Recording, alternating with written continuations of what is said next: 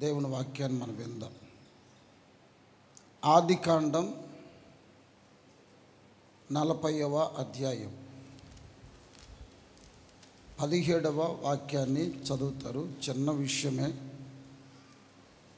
ఒక చక్కటి విషయం రాయబడి ఉంది. మీది గంపలో ఫరో నిమిత్తము సమస్త విధములైన పిండి వంటలు ఉండెను. ఫరో నిమిత్తము సమస్త విధములైన పిండి వంటలు ఉండెను. పక్షులు నా తల మీదనున్న ఆ గంపలో నుండి వాటిని తీసుకొని తినుచుండెను. చాలండి. చేతుల పైకితో సరళలో చెప్పండి. హల్లెలూయా. బిగ్గరగా చెప్పండి ఒకసారి.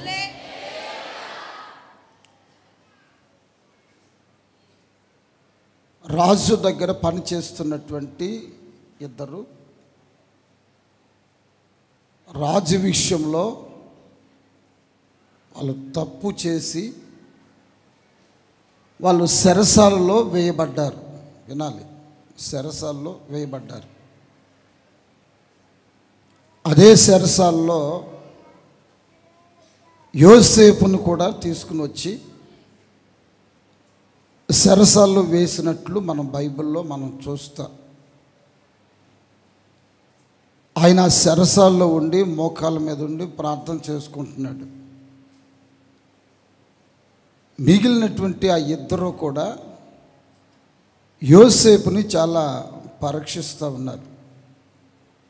జైల్లోనికి వచ్చి రాగానే వీడు మోకాళ్ళ మీద ఉండి ప్రార్థన చేసుకుంటున్నాడు, కన్నీళ్ళు పెడుతున్నాడు, ఏడుస్తున్నాడు అని వాడు ప్రార్థన చేసుకుంటూ ఉంటుంటే మిగిలిన ఆ ఇద్దరు కూడా యోసేపుని బాగా గమనిస్తున్నారు. ఒకరోజు అయిపోయింది. మరుసటి రోజు ఉదయాన్నే యోసేపు జైల్లో బాగానే ఉన్నాడు, కానీ మిగిలిన ఇద్దరు కొంచెం కలవరంగా ముఖాలు కనబడుతున్నాయి. యోసేపు వాళ్ళని అడిగాడు, ఏంటి కలవరంగా ఉన్నారు, ఏదో భయపడుతున్నారు, ఎందుకు భయపడుతున్నారు అని అడిగాడు. యోసేపును కూడా వాళ్ళు అడిగారు, ఈ జైల్లోనికి నువ్వు రావటం గల కారణం ఏంటి, ఏం చేసావు, ఏం అన్యాయం చేసావు, ఏ మోసం చేసావు, ఏమైనా కూనీ చేసావా, ఎవరన్నా మర్డర్ చేసావా, లేకపోతే చేయరాని పనులు ఏమైనా చేసావా అని అంటే, నేను ఏం చేసింది కాదయ్యా, నన్ను అన్యాయంగా తీసుకుని వచ్చి ఇక్కడ పెట్టారు, నన్ను ఇక్కడ రావటానికి నేను ఏ నేరం చేయలేదు, ఏ తప్పు నేను చేయలేదు అని చెప్పాడు. యోసేపు వాళ్ళని అడిగాడు, మరి మీరెందుకు కలవరంగా ఉంటున్నారు అని అంటే, మాకు కల వచ్చింది అన్నారు. ఒకడు చెప్పాడు, నా తల మీద, వినాలి బాగా, నా తల మీద 3 గంపలు పెట్టబడ్డాయి. ఎన్ని గంపలు?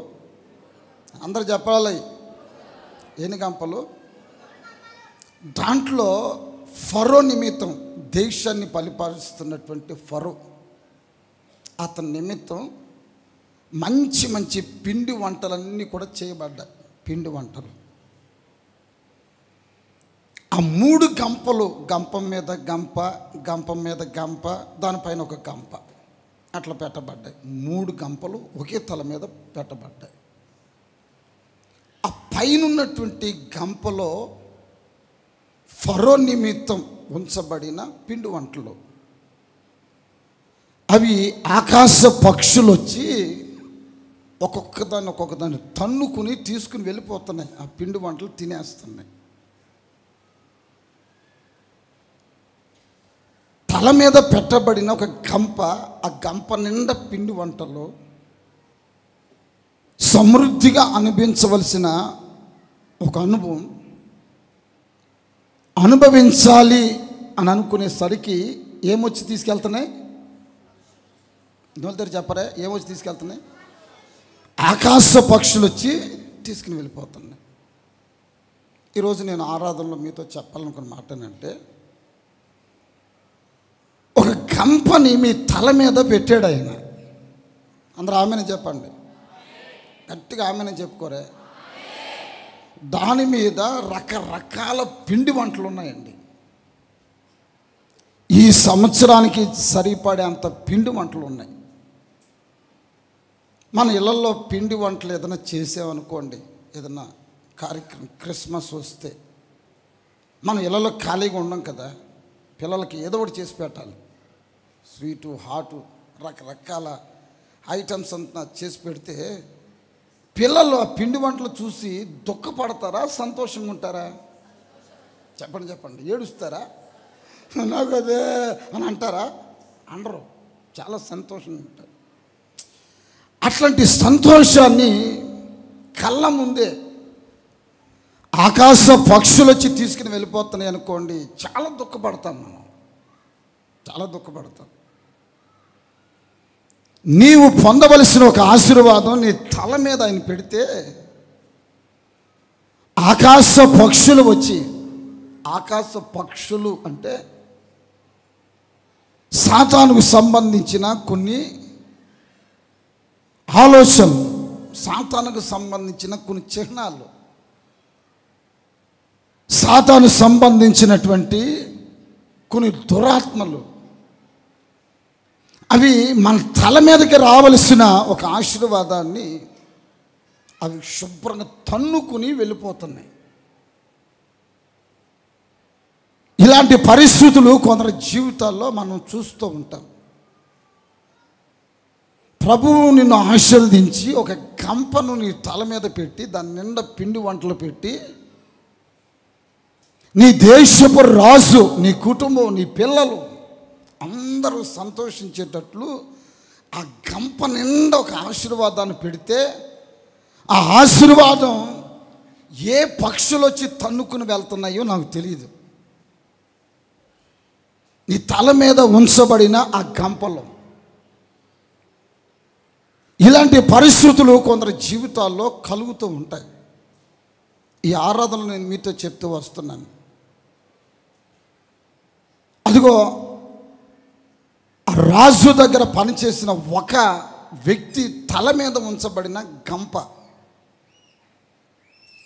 ఏ విధమైనటువంటి పిండి వంటల చేత నింపబడి ఒక ఆశీర్వాదకరమైనటువంటి వ్యక్తిగా మారుతున్నాడో, నిన్ను కూడా ఈ ఆరాధనలో నీ తలల పైన ఒక దీవించబడిన గంపని తల మీద ఉంచబోతున్నాడు ఆయన. విశ్వసించిన వాళ్ళు చప్పట్లు కొట్టి ప్రభుని స్తుతించండి కొంచెం గట్టిగా. చేతులు పైకెత్తు సరాలలో చెప్పండి. తల మీద చేయి పెట్టుకుని చూస్తే గంపలు కనపడం మనకి. ఇప్పుడు ఏదో పెట్టుకుని చూస్తే కనపడతాయా? ఉన్నాయా? మరి ఏమైనట్టు గంపలు? ఆకాశ పక్షులు వచ్చి తన్నుకుని వెళ్ళిపోయాయి. ఇక మిగిలింది ఏంటంటే ఒక తల మాత్రం మిగిలింది. ఇప్పుడు ఈ తల మీదకి రావాల్సిన ఆ ఆశీర్వాదం మనకు వస్తుందా?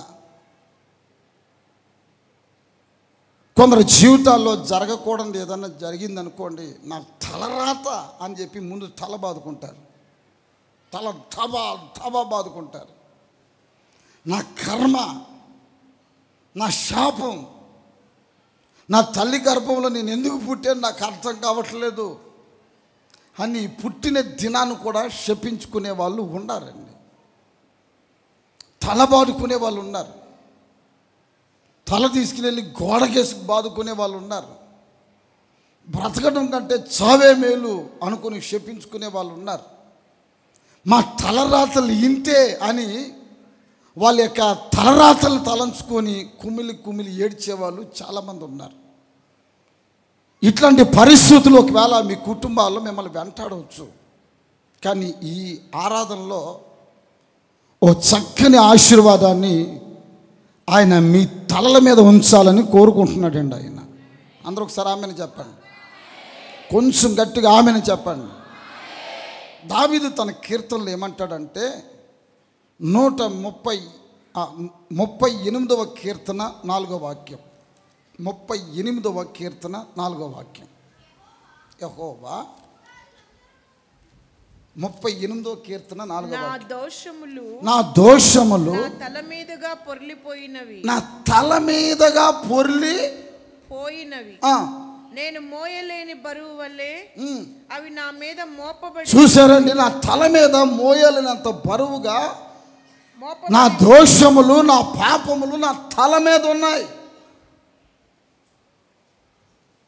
నా తలపైన ఉండవలసిన ఆశీర్వాదపు గంప లేదు.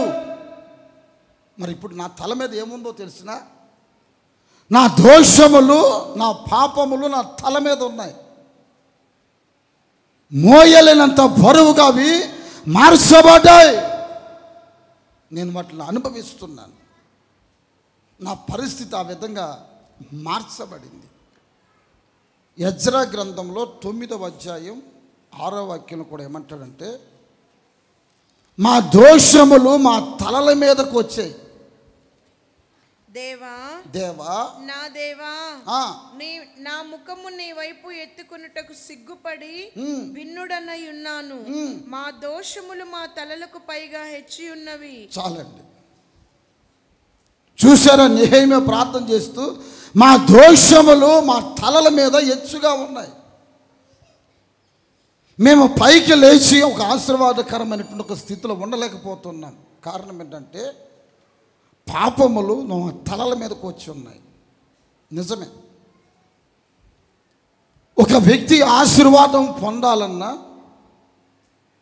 ఒక వ్యక్తి శాపాన్ని పొందాలన్నా మొట్టమొదటగా వచ్చేది ఎక్కడికో తెలిసినా తల మీదకి. బైబిల్లో చాలామంది వారు చేసిన పాపాలు వారి తల మీదకు వచ్చాయి.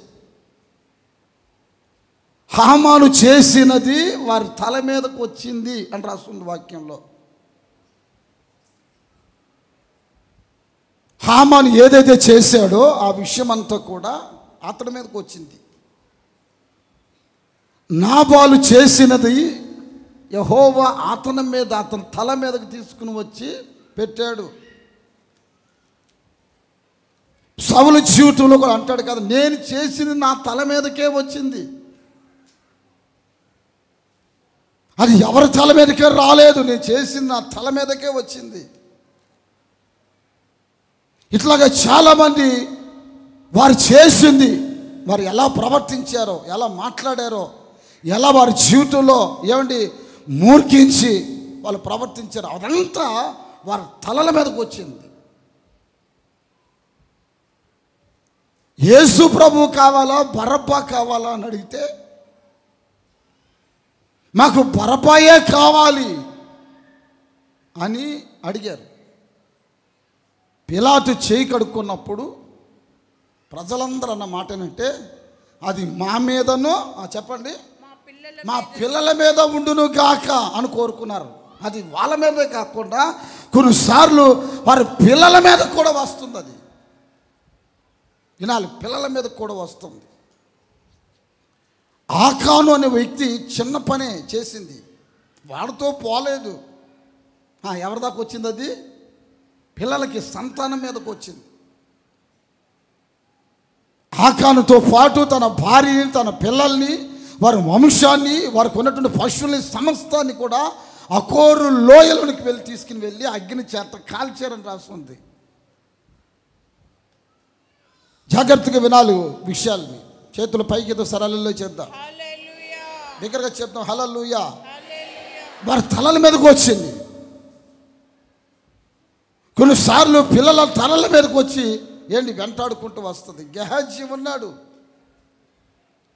తాను చేసినది అతనికే కాదు తన తరతరాలకి వచ్చింది ఆ శాపం. వారి జీవితాల్లో ఆ గెహాజీ ఏంటి అనిపించిన ఆ శాపం వారి తలాలు తరతరాలని వెంటాడుకుంటూ వచ్చింది. దేవుడు నిర్గమాకాండంలో చెప్పాడు, మీరు నీతిగా నడిస్తే మీరు ఆశీర్వదించబడతారు, మీ తలలపైకి ఆశీర్వాదం వస్తుంది. మీరు కనుక దేవుని వాక్యాన్ని, నా మాటని కాదని మీరు ప్రవర్తిస్తే నేను మీకు తీర్పు తీరుస్తాను. 4 తరాలు మీకు మీ పిల్లల మీదకు వస్తుంది శాపం అని చెప్పాడు. చూడండి, మనం చేసిన ప్రతిదాన్ని ఆ గంపలో ఉంటున్న శ్రేష్టమైన పిండి వంటల్ని ఏదో తన్నుకుని వెళ్ళిపోతుంది. ఏ పరిస్థితుల్లో ఆకాశ పక్షులుగా మారి నీ తల మీద ఉండవలసిన దాన్ని తన్నుకుని వెళ్తుందో నాకు తెలీదు. ఈ యొక్క ఆరాధనలో నీ తల మీదకి దేవుని ఆశీర్వాదం వచ్చేటట్లు ప్రభు చేయబోతున్నాడు. ఆయన చేతుల పైకి ఆమెను చెప్పండి, బిగ్గరగా ఒకసారి ఆమెను చెప్పండి. యోసేపు తన ఇద్దరు పిల్లలను తీసుకుని తండ్రి దగ్గరికి వెళ్ళాడు. నాన్నగారు, మీ మనవాళ్ళు వచ్చారు, చాలా రోజుల నుంచి నీ గురించి చెప్పాను, తాతయ్యను చూపించు అని అంటున్నారు. ఒకసారి లేచి కూర్చోనాన్న, మనవాళ్ళని ఇద్దరిని ఆశీర్వదించు అని అన్నాడు. బైబిల్లో రాస్తుంది, యాకోబు చేయి చాపి వారిద్దరు తలల మీద చేతులుంచి చెప్పండి ఏం చేశాడండి, వారిని ఆశీర్వదించాను. అందరూ ఒకసారి ఆమెను చెప్పండి, కొంచెం గట్టిగా ఆమెను చెప్పండి. యేసు ప్రభు దగ్గరికి కొంతమంది తల్లులు వచ్చి బిడ్డలనిచ్చి, అయ్యా మా బిడ్డలను ఆశీర్వదించండి అని అన్నప్పుడు కూడా యేసు ప్రభు బిడ్డల తలల పైన చేతులుంచి వారిని ఆశీర్వదించాడు. ఇట్లాగా ఆశీర్వాదం శాపం, ఆశీర్వాదం శాపం, లేక కీడు పాపం, ఇవన్నీ కూడా మనుషుల జీవితంలో ఒక వస్తువుల మీద క్రియ చేయటం, లేకపోతే మనం వాడుకుంటున్న పొలాల మీద క్రియ చేయటం ఇలాగ ఉండదు. కానీ అవి వ్యక్తి మీద డైరెక్ట్గా మనుషుల మీదే అవి క్రియ చేసుకుంటూ వస్తాయండి.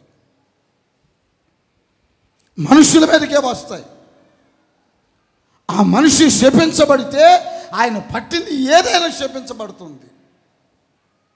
కనుక ఈరోజు నేను మీతో చెప్పాలనుకున్న మాట ఏంటంటే, మీ తలల మీద ఉండవలసిన దాన్ని నా దేవుడు ఒక ఆశీర్వాదమైనట్లు ఒక స్థితిలో మీ గంపలో ఉంచి మిమ్మల్ని ఆశీర్వదించేటట్లు ఈ రెండవ ఆరాధనలో ఒక ప్రత్యేకమైన ఆశీర్వాదం మీ తలల మీద ఉంచబడును గాక. చేతుల పైకి ఆమెని చెప్దామండి, గట్టిగా ఒకసారి ఆమెని చెప్దామండి. మరి మన తలలపైన ఏముండాలి? ఒక 3 విషయాలు నేను మీతో చెప్తాను, చాలా జాగ్రత్తగా మీరు వినాలి. చేతుల పైకి సరళలో చెప్దామండి, దగ్గరకు ఒక సరళలో చెప్దామండి, కొంచెం గట్టిగా చెప్దామండి. మొదటి విషయం చెప్తున్నాను, యెషయా గ్రంథం 35వ అధ్యాయం 9వ వాక్యాన్ని మనం చదువుకుందాం. అక్కడ సింహం ఉండదు, క్రూర జంతువులు దానిని ఎక్కవు, అవి అక్కడ కనబడవు. విమోచింపబడిన వారే అక్కడ కనబడుదురు. యెహోవా విమోచించిన వారు పాటలు పాడుచు తిరిగి సియోనుకు వస్తారు. వారి తలల మీద నిత్యానందం ఉండును. వారు ఆనంద సంతోషము గలవారై వచ్చెదరు. దుఃఖమును నిట్టూర్పును ఎగిరిపోవును. చప్పట్లు కొట్టండి కొంచెం గట్టిగానండి, సచ్చులు చప్పట్లు కొట్టబాకండి, గట్టిగా చప్పట్లు కొట్టండి. చేతుల పైకితో స్వరాలు చెప్పండి. ఆ గంపలో ఉంచబడిన ఆశీర్వాదం ఏంటో తెలిసిన నా దేవుడు ఏమండి నిత్యానందాన్ని మీ తలల మీద ఉంచబోతున్నాడు. ఆయన నిత్యానందాన్ని ఉంచబోతున్నాడు. ఆయన అట్లాంటి ఆశీర్వాదం ఈ రోజున మీరు అనిపించడానికి నా దేవుడు తీసుకుని వచ్చాడు. ప్రతి వారి తలల పైన నిత్యానందం ఉండును గాక. చేతుల పైకి ఒకసారి ఆమెనని చెప్పండి, కొంచెం గట్టిగా ఆమెనని చెప్పాలి. ఇప్పుడు చెప్పండి, మన తలల పైన ఏముండబోతుంది? చెప్పండి ఏముండబోతుంది? అది ఉందా లేక ఆకాశ పక్షులు వచ్చి దాన్ని తన్నుకుని పోయేయా? కుటుంబ వ్యవస్థలో మనం చూస్తే కొంతమందికి ఆ సంతోషకరమైన అనుభవం కనబడదు. ఎప్పుడు చూసినా నిట్టూర్పులు, ఏదో ఒక దుఃఖం మనస్సును కలవరపరిచి మనిషి నెమ్మదిగా సంతోషంగా లేకుండా ఎప్పుడు చూసినా వారు ముఖాల్లో దిగులు.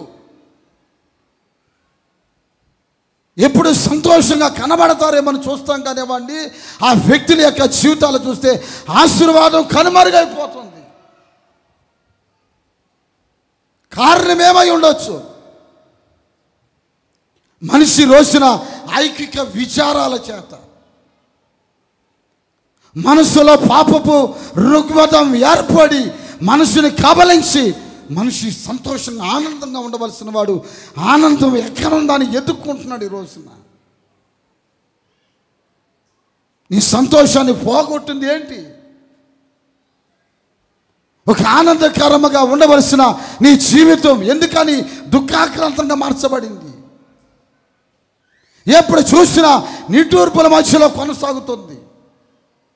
కానీ ఈరోజు ఆరాధనలో నా దేవుడు మీతో చెప్తూ వస్తున్నాడు ఈ మాటని. వారి తలల మీద నిత్యానందం ఉండబోతుంది ఇక మీదటండి. చేతుల పైకి తామని చెప్పండి, అట్టుకు సరామని చెప్పండి. మీ తలల పైన ఏముండబోతుంది ఇప్పుడు? చెప్పండి చెప్పండి. ఎప్పుడు ఏ ఆనందం అది? కొంచెం కాదండి, నిత్యానందం, ఎప్పుడు ఆనందం. రెండో విషయం అక్కడ రాస్తున్న మాట ఏంటంటే దుఃఖము, ఆ తర్వాత నిట్టూర్పు ఏమైపోతుందంట? ఎగిరిపోవును. అందరూ ఒకసారి ఆమెను చెప్పండి, గట్టిగా మాట చెప్పండి. దుఃఖము, నిట్టూర్పు, చెప్పండి ఏమైపోతుంది? ఆ మధ్యలో ఎక్కడో ఓ పాట, ఎగిరిపోతే అంత బాగుంటుందని ఏదో పాట వస్తుంది. చర్చి దగ్గరలో ఏదో ఫంక్షన్ పెడితే ఎగిరిపోతే అంత బాగుంటుందని పాట వస్తుంది. ఏంటి ఎగిరిపోవటం, ఏంటి ఎగిరిపోవటం అని అనుకున్నాను. మనం ఎగిరిపోవటం కాదు, ఇంకొకరు ఎగిరిపోవటం కాదు. ఎగిరిపోవలసింది ఒకటి ఉంది మన జీవితంలో. ఆమెను చెప్పండి, గట్టిగా చెప్పరా? ఆమెను చెప్పరా? ఎగిరిపోవలసింది ఒకటి ఉంది. అది ఉన్నంత వరకు సంతోష ఆనందాలు కనబడవంట. గుర్తుపెట్టుకోండి. చేతులు పైకి సరళలో చెప్పండి, బిగ్గరగా ఒక సరళలో చెప్పండి, కొంచెం గట్టిగా అల్లు చెప్పండి. 32వ అధ్యాయం, యెషయా గ్రంథం 32వ అధ్యాయం 13వ వాక్యం చూడండి ఒకసారి. నా జనుల భూమిలో, నా జనుల యొక్క భూమిలో, ఆనందపురములోని ఆనంద గృహములన్నిటిలో, ఆ ఊరి పేరు ఏంటంట? ఆనందపురం. ఆనందపురం. ఆ ఊర్లో ఉంటున్న ఇల్లు పేరు ఏంటంట? ఆనంద గృహం. ఆనంద గృహం. ముళ్ళ తుప్పలు, బలురకసి చెట్లను పెరుగును. చూసారా? ఊరు పేరేమో ఏం పేరు? ఆనందపురం. అందరూ ఆమెను చెప్పండి, కొంచెం గట్టిగా ఆమెను చెప్పండి. ఊరి పేరు బ్రహ్మాండంగా ఉంది. ఆ ఊరిలోకి ఇల్లు ఉందంట. ఆ ఇంటి పేరు ఏంటంటే ఆనంద గృహం. కానీ ఆ గృహంలో పెరిగింది ఏంటి? ముళ్ళ తుప్పలు, తర్వాత అదా. ఒక కుటుంబంలో మనం చూస్తే ఆ కుటుంబంలో ముళ్ళ తుప్పలు పెరిగితే అది ఎలా ఉంటుంది? ముళ్ళ తుప్పలు అంటే ఏంటి? ఐకిక విచారాలు, ధనమోసం, తిండి వల్ల కలిగే మత్తు, వీటిని అన్నాడు ఐకిక విచారాలు ముళ్ళ తుప్పలకు పోల్చబడ్డాయి. ఇవి గుండెల్లో చాలా మంది జీవితాల్లో క్రియ చేస్తున్నాయి. అందుకనే ఏమండి, ఇట్లాంటి ఆరాధనలకు వస్తున్నా మనిషి సంతోషంగా ఆనందంగా కనబడటం లేదు. మనిషి రోజున వస్త్రాల్లో సంతోషాన్ని చూసుకుంటున్నాడు. ఏదైనా ఒక కొత్త బట్ట వచ్చిందంటే ఆ బట్టలు వేసుకొని దాంట్లో ఏమండి మురిసిపోతున్నాడు. అబ్బా నేను వేసుకున్న బట్టలు ఎంత బాగున్నాయి. ఒకరోజు పని చేస్తాయి, ఒక పూట పని చేస్తుంది నువ్వు కట్టుకున్న బట్టలు.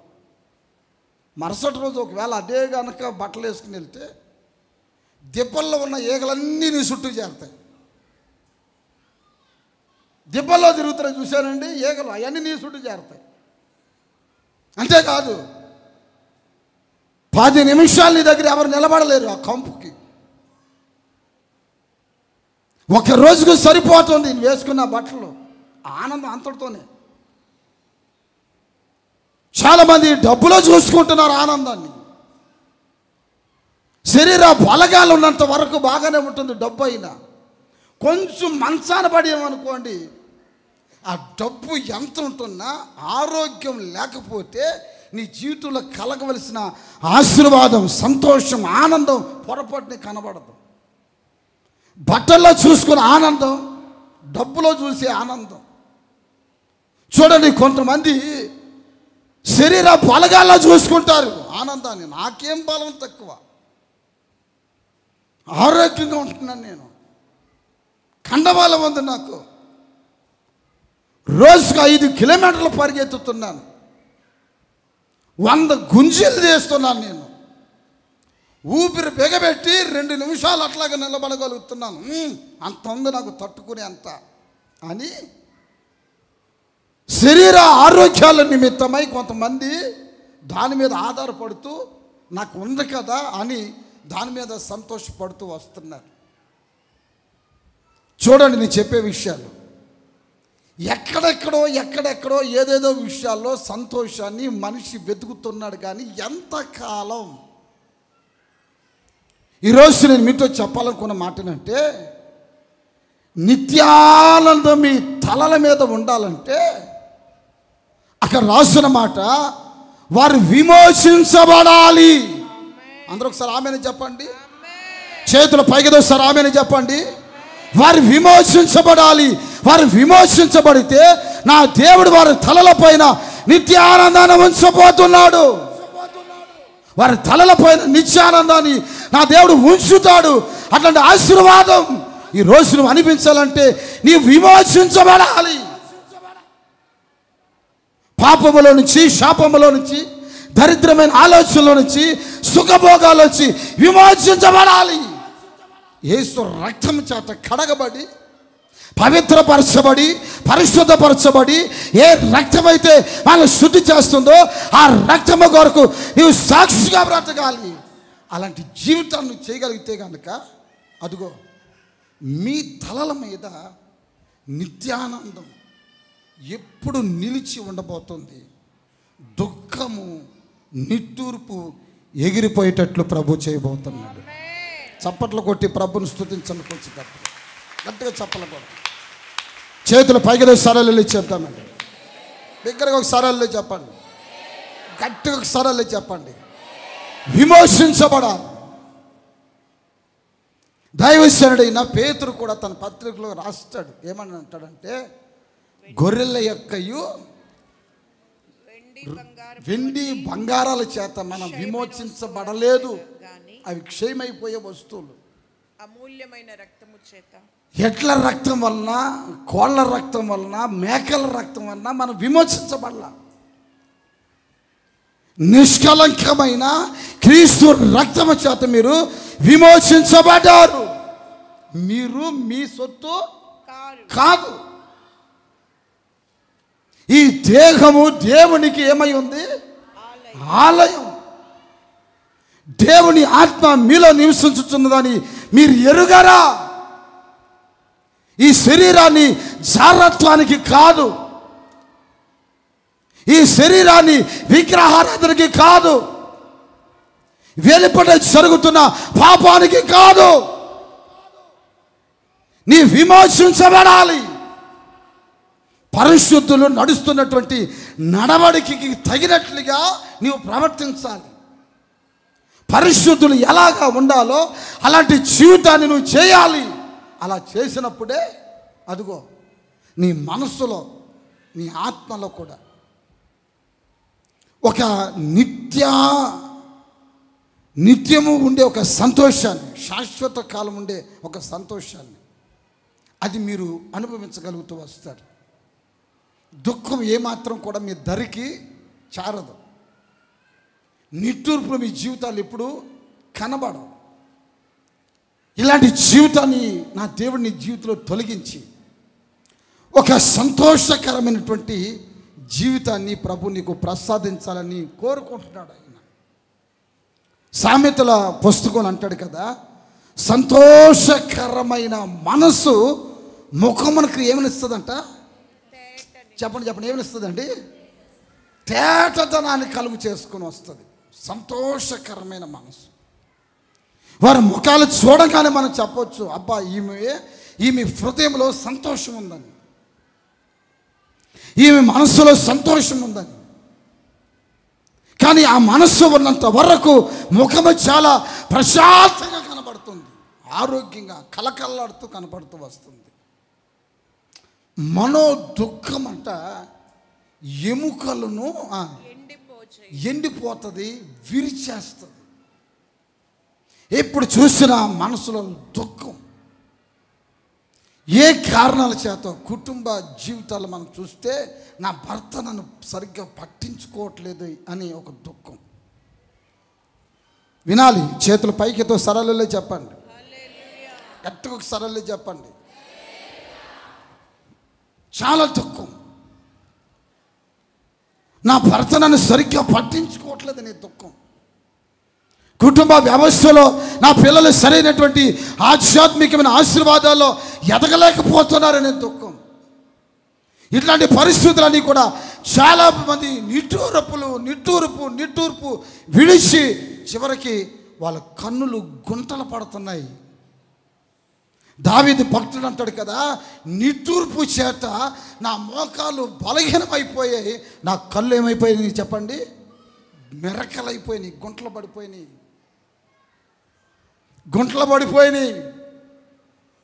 నేను బలహీనుడు అయిపోయాను. విచారం నా జీవితాల్లో హెచ్చుగా ఉన్నందువల్ల నేను పడే బాధ, నేను పడుతున్న కష్టం ఇంత అంతా కాదు. తన విచారాన్ని, తన దుఃఖాన్ని, తన మనోదుఃఖాన్ని తలంచుకొని కుమిలి ఏడుస్తున్నాడు. ఇంకా బైబిల్ అంటాడు కదా, ఒంటిగా ఉన్న ఒక పిచ్చుక వల్లే దుఃఖపడుతున్నాను నేను. నా తల్లి విడిచిపెట్టేసింది, నా తండ్రి విడిచిపెట్టారు, నా స్నేహితులైన వారు నన్ను విడిచిపెట్టారు. నా దుఃఖాన్ని తలస్తే చాలు ఎంత భయంకరం. ఇట్లాంటి పరిస్థితుల మధ్యలో నేను సాగిపోతున్నాను. దావీదు లాంటి జీవితం ఎంత భయంకరమైందో. యోబు జీవితాన్ని మనం కొంచెం గమనిస్తే అతని జీవితం సంతోషకరంగా మారిన అనుభవాలు మనం చూడం. ప్రారంభం మొదటి 2 అధ్యాయాల్లో మనం ప్రారంభిస్తే అక్కడి నుంచి ప్రారంభించబడిన కష్టం ఇంచుమించు 40 అధ్యాయాలు వచ్చేంత వరకు ఆయన కన్నీరు మున్నీరు ఒకటి కాదండి. కట్టుకున్న భార్య వెళ్ళిపోయింది. ఆ ఇంట్లో పని చేస్తున్న పనివాడు ఒక బకెట్ నీళ్లు పెట్టరానంటే, పోవయ్యా నీ భార్య నీ మాట లేదు, నేనేంది నీకు పెట్టేది అని వెళ్ళిపోయాడు. పనివాడు పిలిస్తే పనివాడు రాలేదు. తన 3 స్నేహితులు ఉన్నారంటే వచ్చారు, 7 రోజులు ఏడ్చారు ఆయనతో కూర్చొని. 7వ రోజున ఇంక సాలేరా మేము డ్యూటీలకు వెళ్ళాలి అని డ్యూటీలకు పోయారు. బైబిల్లో రాస్తుంది ఒక్కడే ఎంత దుఃఖపడ్డాడంటే అంత దుఃఖపడ్డాడు. ఆ దుఃఖం ఎంతకాలం ఉన్నది? ఒక రోజున యోబు జీవితంలో కలిగిన సంతోషం మునుపటి కంటే అధికమైన సంతోషాన్ని దేవుడు కలుగు చేశాడు అతని జీవితంలో. అందరూ ఒకసారి ఆమెను చెప్పండి, కొంచెం గట్టిగా ఆమెను చెప్పండి. ఎందుకో నేను చెప్తూ వస్తున్నాను. ఏ దుఃఖం, ఏ నిట్టూర్పు మిమ్మల్ని వెంటాడుతుందో తెలీదు. ఈ ఆరాధనలో ఎగిరిపోయేటట్లు చేయబోతున్నాడు ఆయన. చప్పట్లు కొట్టండి విశ్వాసంతో, గట్టిగా చప్పట్లు కొట్టండి. చేతుల పైకెతో సార్ ఆమెను చెప్పండి, కొంచెం గట్టిగా ఆమెను చెప్పండి, బిగ్గరగా చెప్పండి, ఆమెను చెప్పండి. ఎవరి జీవితంలో కలుగుతుంది ఈ ఆశీర్వాదం అంటే విమోచించబడిన వారి జీవితంలో. చెప్పండి, ఎవరి జీవితం అండి అది? విమోచించబడాలి. చూడండి, ఒక విషయం చెప్పి నేను కాస్త ముందుకు వెళ్తాను. సంఖ్యాకాండంలో 33వ అధ్యాయం 3వ వాక్యం. 33వ అధ్యాయం సంఖ్యాకాండం 3వ వాక్యం చూడండి. మొదటి నెల 15వ దినమున వారు రామశేసులో నుండి ప్రయాణమై పస్కా పండుగకు మరునాడు వారి వారి మధ్యను యెహోవా హతము చేసిన తొలిచూలందరినీ ఐగుప్తీయులు పాతి పెట్టుచూ ఉండగా, తొలిచూరు పిల్లలందరినీ ఐగుప్తీయులు పాతి పెట్టుకొనుచూ ఉండగా, ఇశ్రాయేలీయులు ఐగుప్తు దేశంలో నుండి ఐగుప్తీయులందరి కన్నుల ఎదుట జయోత్సవాలతోటి బయలుదేరి వచ్చిరి. అందరూ ఒకసారి ఆమెను చెప్పండి, కొంచెం గట్టిగా ఆమెను చెప్పండి. రెండు విషయాలు ఇక్కడ రాస్తున్నాయి. ఒకరేమో ఏంటి, ఐగుప్తీయులు తమ పిల్లల్ని పాతి పెట్టుకొనుచున్నారు. చూడండి ఒకసారి వినండి. వారు పాతి పెట్టుకుంటున్నారు. బర్రెల గ్రౌండ్లో ఉన్నారు, వాళ్ళంతా సమాధుల్లో ఉన్నారు. వారేమో సమాధి కార్యక్రమాలు చేసుకుంటున్నారు. కానీ విమోచించబడిన వారు ఎలా వస్తున్నారో తెలిసిన, వారికి లోకస్తులకేమో సమాధి, లోకస్తులకేమో మృత్యువు, లోకస్తులకేమో మరణ భయం. కానీ అదే సమయంలో దేవుని బిడ్డలు ఎలా వస్తున్నారంటే, జాగ్రత్తగా ఉండండి, విజయోత్సవాలతో బయటకు వస్తున్నారంటండి. ఎంత సంతోషం! ఆమెనని చెప్పడానికి ఎలా చెప్తున్నారు చూడండి. గట్టిగా ఒకసారి ఆమెను చెప్పండి. విజయోత్సవాలతో బయటకు వస్తున్నారు. ఎందుకు?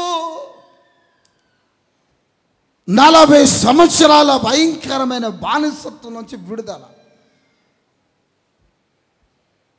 40 సంవత్సరాలు ఏమండి వారు అనిపించిన కష్టానికి కఠోరమైన ఒక స్థితి,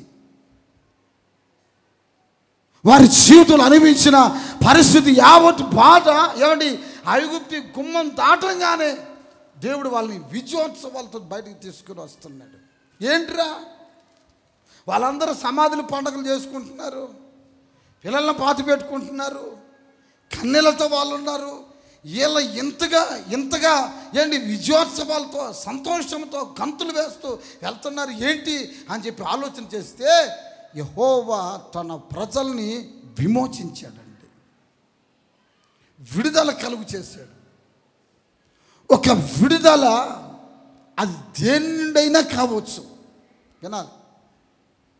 పాపములోంచి విడుదలైనా కావచ్చు, రోగములోంచి విడుదలైనా కావచ్చు, అది దురాత్మ కట్టడలోంచి విడుదలైనా కావచ్చు, అప్పుల సమస్యలోంచి అయినా విడుదల కావచ్చు, లేక మనసుని పట్టుకుని పీడిస్తున్న ఒక భయంకరమైన నిటూర్పులోంచి కావచ్చు. అది ఏ పరిస్థితులైనా నా దేవుడు మిమ్మల్ని విమోచించబోతున్నాడు. ఈరోజు చేతుల పైకి ఆమెను చెప్పండి, గట్టిగా ఒకసారి ఆమెను చెప్పండి, బిగ్గరగా చెప్పండి, ఆమెను చెప్పండి. నా దేవుడు విమోచించబోతున్నాడు. మీరందరూ విమోచించబడి నిత్య జయోత్సవాలతో మీరు తిరిగి వెళ్ళబోతున్నారండి. అదిగో మీ తలలపైన నిత్యానందం ఉంచబడును కాక, మీ తలలపైన నిత్యానందం ఉంచబడును కాక. చేతుల పైకి ఒకసారి ఆమెను చెప్పండి, అనుభవించండి. రోజు అలాంటి ఆశీర్వాదాన్ని నా దేవుడు మీ తలల మీద ఉంచుతున్నాడు. ఆయన ఎందుకో ఇక మీదట మీ తలలపైన క్రియ చేస్తున్న పితరుల దోషం లేక పాపం అది ఏది కూడా మీ తలల మీద ఉండదు.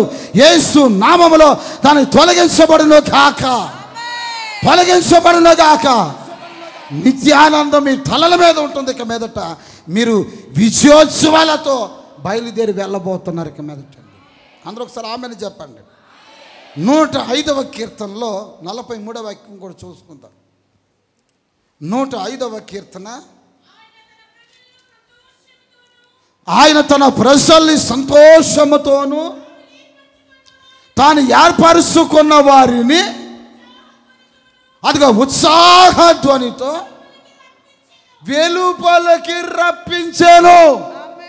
చూసారా? ఒకటి సంతోషముతోను, రెండోదిగా ఉత్సాహ ధ్వని. అందరూ ఒకసారి ఆమెను చెప్పండి, కొంచెం గట్టిగా ఆమెను చెప్పండి. ఏ ధ్వని అంటే అది ఉత్సాహ ధ్వని. బైబిల్లో రాస్తున్న మాటనంటే మన కుటుంబాల్లో వినబడవలసింది కూడా. మన గుడారాల్లో, నీతిమంతుల గుడారాలలో ఏమనబడుతుంది? రక్షణ సునాద అనుభవం. ఒక ధ్వని కనబడాలి. ఒక ఇంట్లో కూర్చున్నారు 120 మంది. అగ్ని వంటి నాలుకలు విభాగింపబడి అక్కడ ఒక ధ్వని ప్రారంభమైంది. అపోస్తుల కార్యాలు మనం చూస్తే అక్కడ ఒక ధ్వని ప్రారంభించబడింది. ఒక్కొక్కరి మీద పరిశుద్ధాత్మ వ్రాలింది. వాక్శక్తి అనుగ్రహించిన కొలది అన్య భాషలు వారు సాగిరి. అందరూ ఒకసారి ఆమెను చెప్పండి. కొంచెం గట్టిగా ఆమెను చెప్పండి. ఎంత ఆధ్యాత్మికమైన స్థితో. ఒక విమోచించబడిన వారి జీవితంలో కనబడే సంతోషం, సంఖ్యల మధ్యలో నుంచి వెలుపలకు వచ్చే వారి సంతోషం, బంధించబడిన వారు వెలుపలకు వచ్చినప్పుడు వచ్చే సంతోషం, అట్లాంటి సంతోషాన్ని నా దేవుడు మీ తలల మీద ఉంచాలనుకుంటున్నాడు ఆయన.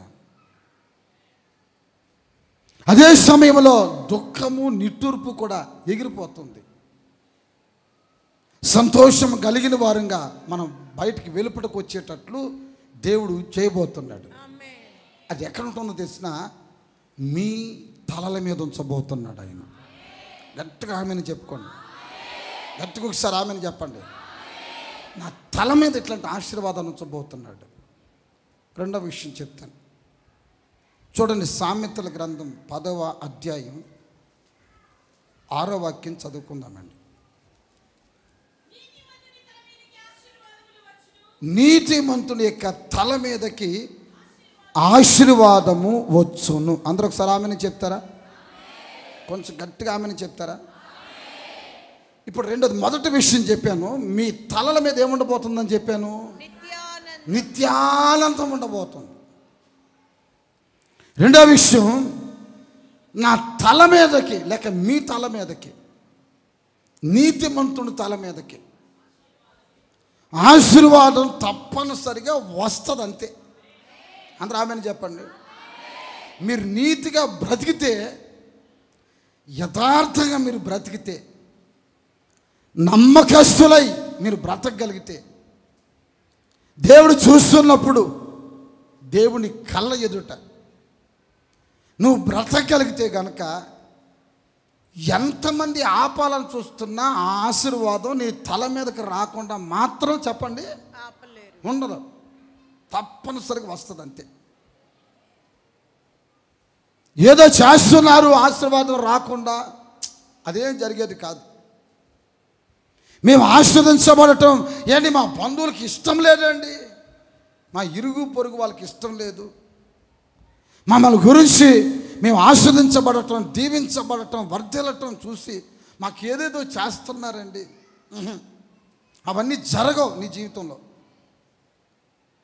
బైబిల్లో రాస్తుంది, నీ నిమిత్తం శాపాన్ని ఏ విధంగా మార్చాడు ఆయన?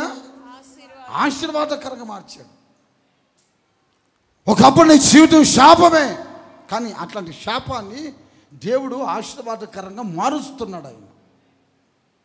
ఏంటి చాటబడి చేయించారండి మా గిట్టని వాళ్ళు, పూర్తిగా నష్టమైపోతున్నామండి. నువ్వు అనుకుంటున్నావు భ్రమది. బైబిల్లో రాస్తున్న మాట, ఇశ్రాయేలీలో మంత్రము లేదు, యాకోబులో శకునము లేదు, వారిలో ఉన్నదేంటి తెలిసిన రాజదండం ఉంది అని రాస్తుంది. ఒకసారి అందరూ ఆమెను చెప్పండి.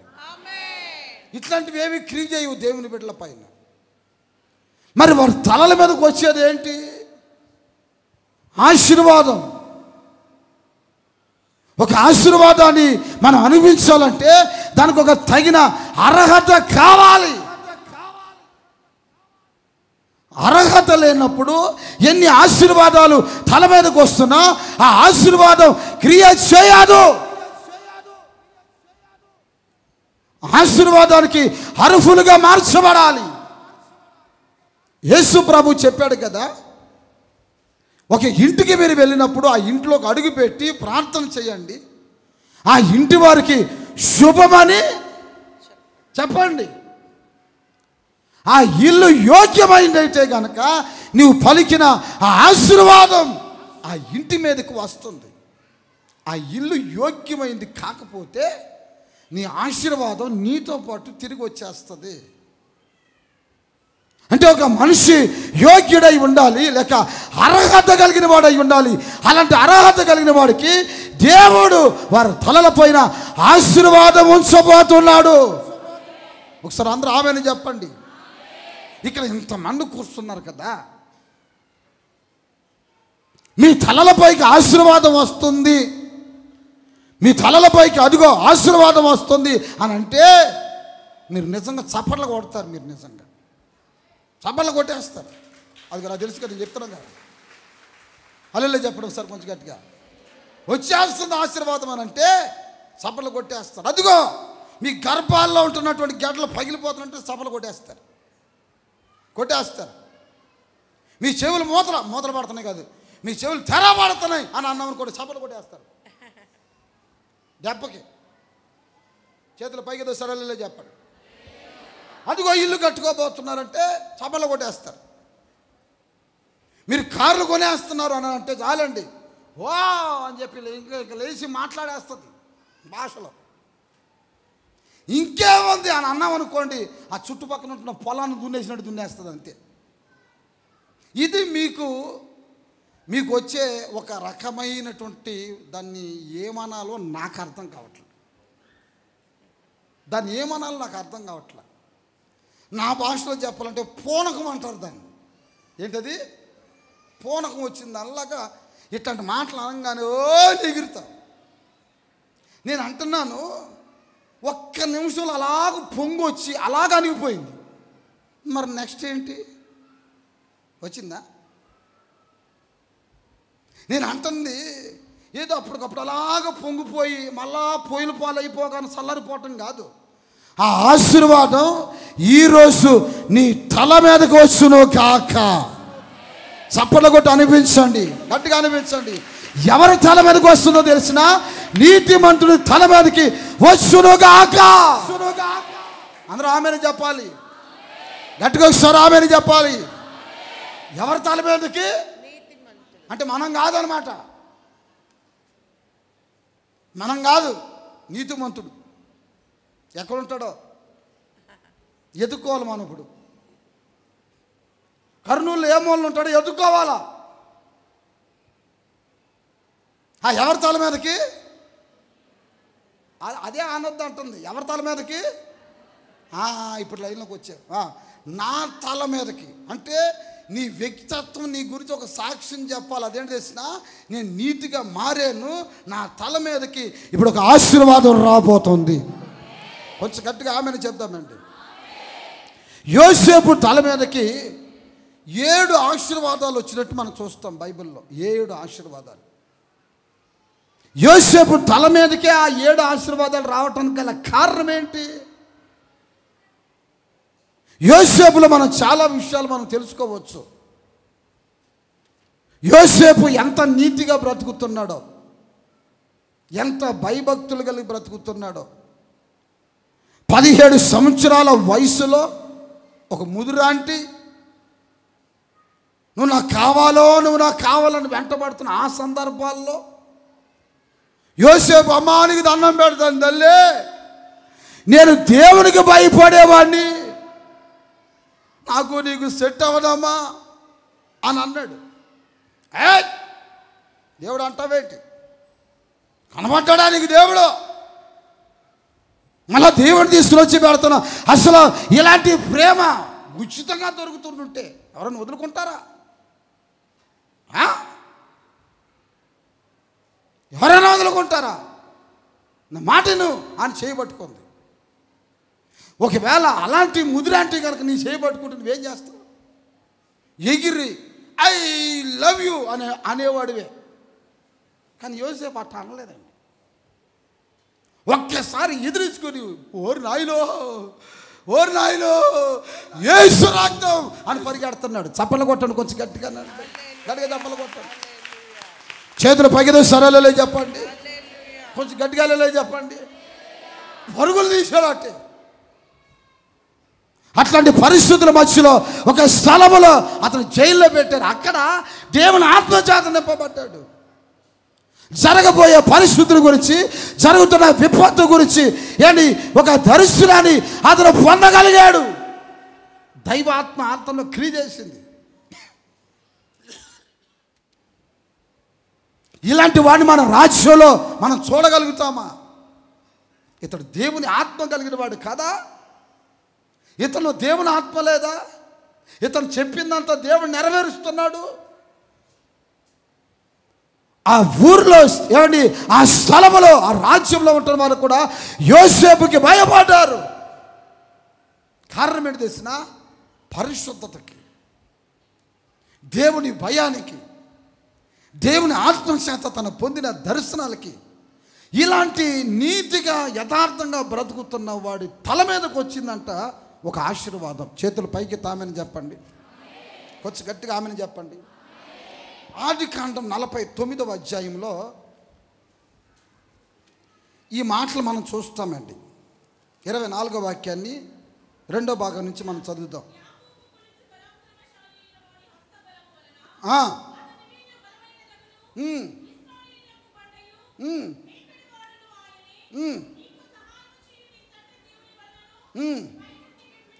ఆ మాట నోట్ చేసుకోండి. పైనుండు మింటె దీవెనలు మొదటి విషయం. క్రింద దాగి ఉన్న అగాధ జలముల దీవెనలు 2, స్తన్యముల దీవెనలు 3, గర్భఫలం యొక్క దీవెనలు 4, అదిగో సర్వశక్తిమంతుని యొక్క దీవెనలు 5, అదిగో నీ తండ్రి దీవెనలు 6, అదిగో పూర్వీకుల దీవెనలు 7. చిరకాల పర్వతముల కంటే హెచ్చుగా ప్రభులలో అవి యోసేపు తల మీదకు వచ్చును. ఆమెను చెప్పండి, కొంచెం గట్టిగా ఆమెను చెప్పండి. 7 దీవెనలు అక్కడ మనం చూస్తున్నాం. యోసేపు తల మీదకు వచ్చిన 7 ఆశీర్వాదాలు అవి సర్వసాధారణమైనవి కాదండి. బైబిల్లో రాస్తున్న మాట మింటె దీవెనలు. 2వ విషయం అగాధ జలముల దీవెనలు. 3వదిగా సైన్యముల దీవెనలు, గర్భఫలము యొక్క దీవెనలు, సర్వశక్తిమంతుడి యొక్క తన బాహువు బలము దిట్టపరచబడుతుంది. తండ్రి దీవెనలు. చూసారా ఎన్ని దీవెనలు కనపడుతున్నాయి అక్కడ? అవన్నీ ఎలా ఉన్నాయో తెలుసా? చిరకాల పర్వతాల కంటే. ఎన్నో పర్వతాలు మనం చూస్తున్నాం కదా, ప్రపంచంలో ఎన్నో పర్వతాలు మనం చూస్తున్నాం.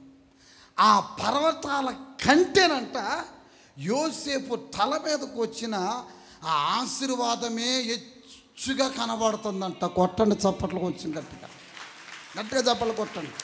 భూమి పుట్టింది మొదలుకొని ఉన్న పర్వతాల కంటే కూడా యోసేపు తల మీద ఉన్న ఆశీర్వాదాలు చూస్తే ఈ పర్వతాలకి మించిన ఆశీర్వాదం యోసేపు తల మీదకు వచ్చింది. చేతులు పైకి తామని చెప్పండి, కొంచెం గట్టిగా ఆమెను చెప్పండి. అందుకని దావీదు తన కీర్తన అంటాడు కదా, ఆకాశం వైపు నా కన్నులు ఎత్తుతానా, కొండల తట్టు నా కన్నులు ఎత్తుతానా, ఏం దొరుకుతుందని. దానికి మించిన ఆశీర్వాదాన్ని ఆయన నీతాల మీద ఉంచితే, పర్వతాలకి మించిన, కొండలకి మించిన ఆశీర్వాదం ఆయన నీతాల మీద ఉంచాడు కదా. అట్లాంటి ఆశీర్వాదాన్ని ఈ రోజు నువ్వు అనిపించాలి.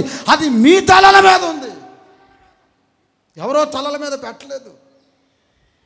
వారి తలల మీద తీసి నీ తలల మీద పెట్టడం కాదు. నీవు నీతిగా బ్రతకాలే కానీ, బ్రతకడానికి నీవు ఇష్టపడాలే కానీ. ఇదిగో యోసేపు తల మీదకు వచ్చిన ఆ 7 దీవెనలు ఈ 2వ సర్వీసులో ఉంటున్న ప్రతి వారి తలల మీదకు వస్తున్నాయి. ఇప్పుడు విశ్వసించిన వాళ్ళు చప్పలు కొట్టి అనిపించండి, గట్టిగా గట్టిగా చప్పలు కొట్టండి. చేతులు పైకిదో సరళలే చెప్పండి, గట్టిగా సరళలే చెప్పండి.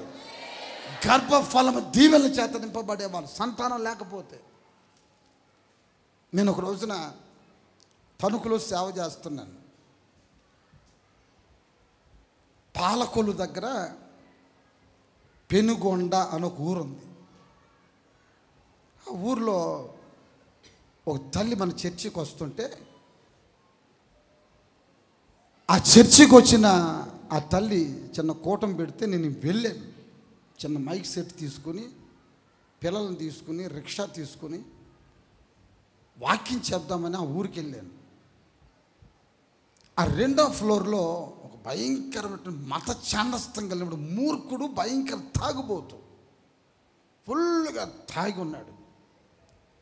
ఈ క్రింద ఉంటున్న ఆ ఇంట్లో ఉంటున్న తల్లి కూటం పెట్టుకుంటే ముందు రోడ్డు మీద పట్టలు వేసుకుని పాటలు పాడుతా అంతా అయిపోయింది. ఈ తాగుబోతుడు ఏం చేశాడంటే, ఇంత లావరు నాపరాయి తీసుకున్నాడు, పెద్దది నాపరాయి. అది ఎందుకు ఉంది నాపరాయి అంటే, పైన సింటెక్స్ ట్యాంక్ వాటర్ ట్యాంక్ ఉంటే దాని పైన మూత పెట్టేదానికి బండ దాన్ని పెట్టుకున్నాడు. మూత లేదు దానికి, దాని మీద పెట్టుకునేదానికి బండ పెట్టుకున్నాడు. ఎంత లావుది. నేను వాక్యం చెప్తుంటే 2వ ఫ్లోర్లో నుంచి ఎత్తిన తల మీద విసిరబోయాడు. అట్లా విసిరబోయాడు. వాక్యం చెప్పేటప్పుడు కొంచెం మేము అటు ఇటు తిరుగుతాం కనుక అది కొంచెం ప్రక్కన పడిపోయింది. విశ్వాసులు బాగా పెద్ద పెద్ద కేకలేసారు. అది పడటంతోనే నాకు అసలు ఏమయ్యిందో నాకు అర్థం కాలేదు. నా ప్రాయం మొక్కలు అయిపోయింది. మీరు నమ్మండి నమ్మకపోండి, ఓ 10 మంది విశ్వాసులు అన్న వాడిని కొట్టేస్తామని చెప్పి వాడి మీదకి వెళ్ళారు. పెద్ద గొడవ అయిపోయింది. ఇక వాడు దిగొచ్చాడు కిందకి. దేవుడు గొప్పోడు, యేసు రక్తం అది ఇదని చెప్తున్నాను. చొక్కా పట్టేసుకున్నాడు. చొక్కా అంతా చిరిగిపోయింది. ఏమండి, ఇక నన్ను దబా దబా దబా కొట్టాడు తాగుబోతాడు. ఇక అన్నను కొడతారని చెప్పి విశ్వాసులు ఈల కొట్టడం మొదలుపెట్టారు. నీకు దండం పెడతాను వదలండిరా అని చెప్పి నేను చెప్తున్నా, కానీ విశ్వాసుల ఆవేశం తట్టుకోలేకపోయాం. ఈలోపు వాళ్ళ భార్య ఆ ముసలాం తీసుకొచ్చి ప్రార్థనలో కూర్చోబెట్టింది. ఆ తాగుబోతుడు భార్య. నేను వాక్యం చెప్తా, దేవుడు మిమ్మల్ని ఆస్వాదించబోతున్నాడు, సంతానం లేని వాళ్ళకి సంతానం కలుగుతుందని చెప్తుంటే, నా భార్యకి సంతానం కలుగుతుందిరా అని అన్నాడు.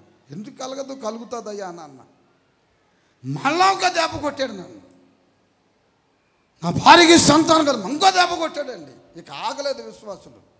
చాలా బాధ అనిపించింది. చొక్కా అంతా చింపేశాడు. లాల్చి చిరిగిపోయింది. మైక్ సెట్ని ఎత్తి కొట్టేశాడు. ఇక చాలా బాధ అనిపించింది. విశ్వాసులను తీసుకొచ్చేశారు. వచ్చాను, నా రూమ్లో కూర్చున్నాను, ఏడుస్తున్నాను. చాలా బాధ అనిపించింది. ఉదయాన్ని లేచి చూస్తే ఇదంతా వాసిపోయింది. బాగా కొట్టాడు.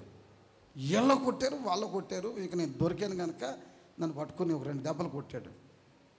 కళ్ళ నుంచి నీళ్ళు వచ్చినాయి. ప్రభా, నీ సేవ కొరకని వచ్చింది, ఇట్లా తన్నించుకోవటానికి కొట్టించుకోవటానికి ప్రభా అని ఏడ్చి ఒక 4-5 రోజులు భోజనం తినకుండా ప్రార్థన చేసుకుంటూనే ఉన్నా. 7వ రోజు వచ్చింది. ఆదివారం ఆరాధనలో వాక్యం చెప్పాను. ఒక 5-6 నెలల తర్వాత సరిగ్గా ప్రభు బల రోజు వాక్యం చెప్తున్నప్పుడు ఒక రిక్షా వచ్చి నిలబడింది. ఆ రిక్షాలో నుంచి వాళ్ళ భార్యని ఒక ఆయన దించుతున్నాడు. క్రిందకి దిగలేక దిగుతుంది ఆమె. కూర్చోబెట్టాడు. చివరిలో వాక్యం అంతా చెప్తున్నాను. వాక్యం అంతా అయిపోయింది. అందరూ ప్రార్థన చేసుకునే సమయానికి దగ్గర తీసుకుని వచ్చాడు. వచ్చిన వాడు వచ్చినట్టు ఉండక అమాంతంగా నా 2 కాళ్ళు పట్టుకుని ఏడవటం మొదలుపెట్టాడు. అయ్యా ఎవరయ్యా నువ్వు, లేవండి అయ్యా అని అంటుంటే గట్టిగా పట్టుకుని వదలట్లేదు, ఏడుస్తున్నాడు. పైకి లేపి చూస్తే ఈయన ఎక్కడో చూసినట్టు గుర్తు వస్తుంది నాకు. అయ్యా ఎక్కడ అని భార్య చెప్పింది. అయ్యా ఆ రోజు పెనుగొంటలో ఇంతలా రాయి తీసుకుని తలక పగల కొట్టాలనుకున్నవాడు మా ఆయనయ్యా, ఈయనయ్యా అని అంటే, అయ్యా ఏంటయ్యానంటే, ఆ రోజు నేను కొట్టాను, నేను సంతానం కలుగుతుంది అని అన్నావు. రాజమండ్రి సౌదరి హాస్పిటల్ తీసుకెళ్తే ఈ అమ్మాయికి గర్భసంచే లేదని చెప్పారు. అట్లాంటిది ఇప్పుడు ఈ అమ్మాయి 6వ నెల గర్భవతిగా మార్చబడిందని చెప్పాడు. చేతుల పైకి సార్ ఆమెను చెప్పండి. నేను ఒక్క హాస్పిటల్ కాదు, వీళ్ళ అమ్మగారింటికి ఏంటి విశాఖపట్నం వెళ్తే అక్కడ స్పెషలిస్ట్ ఉంటే ఆయన దగ్గర చూపించాను. అసాధ్యం, ఈమెకి పిల్లల పుట్టరని చెప్పారు. ఏం జరిగిందో ఏమో తెలియదు. 1 month తర్వాత నా భార్య నెల తప్పింది,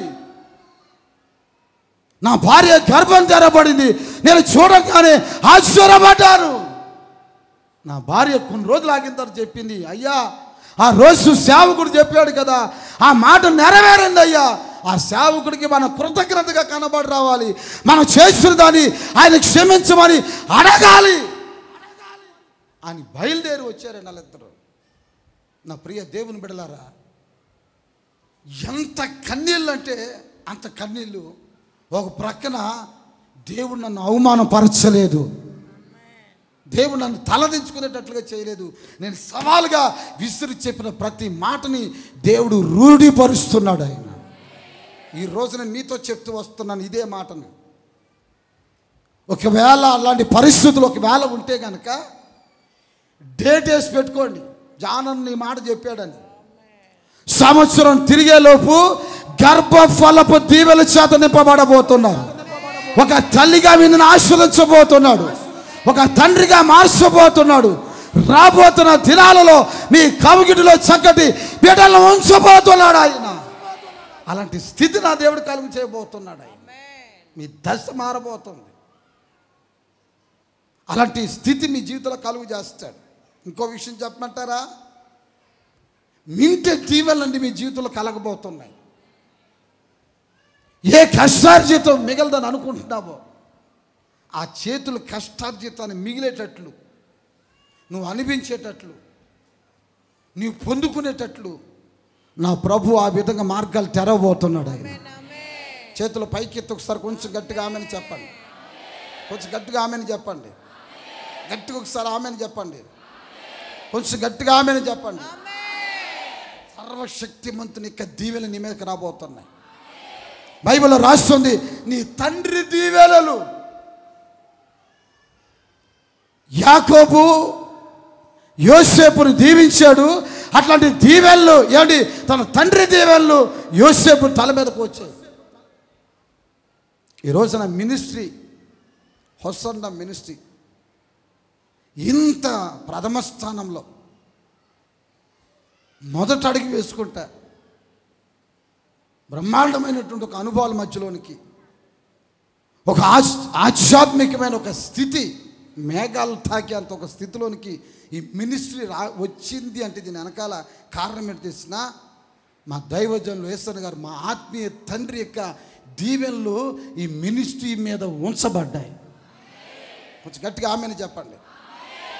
యేసన్న గారి యొక్క ఆశీర్వాదాలు మా తలల మీద ఉంచబడ్డాయి. ఏ సేవకుడు ఏమిటి అభిషేకించబడినా ఆ సేవకుడికి దేవుడు కొన్ని కృపావరాలు ఇచ్చి వాడుకుంటున్నాడు. ధైర్యంగా చెప్పగలుగుతున్నాం, మా తండ్రి ఆశీర్వాదాలు మా తలల మీద ఉన్నాయి. అలాంటి ఆశీర్వాదాలు మేము అనుభవిస్తున్నాం. ఇట్లాంటి ఆశీర్వాదాలు ఎవరి తలల మీదకి వస్తాయో తెలిసినా అక్కడ రాయబడిన మాట, నీతిమంతుని తల మీదకి వచ్చును. కొంచెం గట్టిగా ఆమెను చెప్పండి, చేతుల పైకెత్తి ఆమెను చెప్పండి, గట్టిగా మరొకసారి అలా చెప్పండి. వారి తలల మీదకి వస్తాయండి. అవి పొమ్మన్నా పోవు. యోసేపు తర్వాత తన పిల్లలకు కూడా అలాంటి ఆశీర్వాదంలో చేత నడిపించబడ్డారు. ఒక ఆశీర్వాదం, చిన్న ఆశీర్వాదాన్ని మనం పొందితేనే అంత సంతోషం. మరి ఇక్కడ 7 ఆశీర్వాదాలు ఈ సంపూర్ణ ఆశీర్వాదాలకి సాదృశ్యమైనవి. ఒక రకమైన ఆశీర్వాదం కాదండి అది. మింటి దీవెనలు అంటాడు, స్తన్యముల చెప్పండి దీవెనలు అంటాడు, పితరుల దీవెనలు అంటాడు, అగాధ జలముల్లో దాగి ఉన్న చెప్పండి దీవెనలు, సర్వశక్తిమంతుడి దీవెనలు. అదిగో మన పూర్వీకుల దీవెనలన్నీ కూడా మన తల మీదకు వస్తున్నాయి ఈరోజు అండి. కొంచెం గట్టిగా ఆమెను చెప్పండి, బిగ్గరగా ఆమెను చెప్దామండి. నిజమే.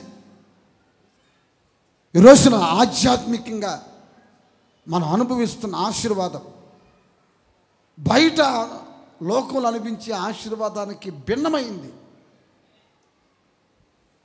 వాళ్ళ ఆశీర్వాదం చూడండి, అది ఎంతవరకు ఉంటుందో మనకు తెలియదు. కానీ ఈ ఆశీర్వాదం మాత్రం అలాంటిది కాదండి. కంటికి కనబడేది కాదు, హృదయంతో అర్థం చేసుకోవటానికి అర్థమయ్యేది కాదండి. దేవుడు ఊహించినవి, సిద్ధపరిచినవి కంటికి కనబడలేదు. అలాంటి ఒక శ్రేష్టమైనటువంటి ఆశీర్వాదాన్ని ఆయన మీ కొరకు ఉంచాడు. ఆయన అది ఎక్కడ ఉంటుందో తెలిసిన నీతిమంతుని యొక్క తల మీదకు వస్తుంది. అది ఆమెను చేద్దాం, కొంచెం గట్టిగా ఆమెను చెప్పండి. అందుకని ఎప్పుడైనా బాదుకునేటప్పుడు తల బాదుకోబాకండి, తలకు బాదుకోబాకండి. చూడండి, ఆడవాళ్ళు బాదుకునేటప్పుడు నోరు బాదుకుంటారు, అని బాదుకుంటారు. నోరు ఎందుకు బాదుకుంటారు? నోరు ఎందుకు బాదుకుంటుంది?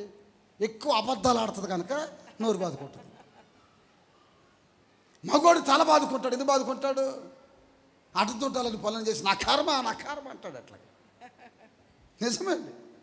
చేతుల పైకి సరళ చెప్పండి, కొంచెం గట్టిగా చెప్పండి. మీకేమో నోరు బాదుకునే వరాలు మీకు ఇచ్చాడు, మాకేమో తల బాదుకునే వరాలు మాకు ఇచ్చాడు. దీనికి అతీతమైంది ఏంటో తెలిసినా నీ తల మీదకు వచ్చే ఆశీర్వాదం. బైబిల్లో రాస్తున్న ఆశీర్వాదాలు ఒకసారి మీరు చూడండి. యోసేపు ఏమండి అతని తల మీదకి రావడానికి రెండవ కారణాలు కూడా రాస్తున్నాయి.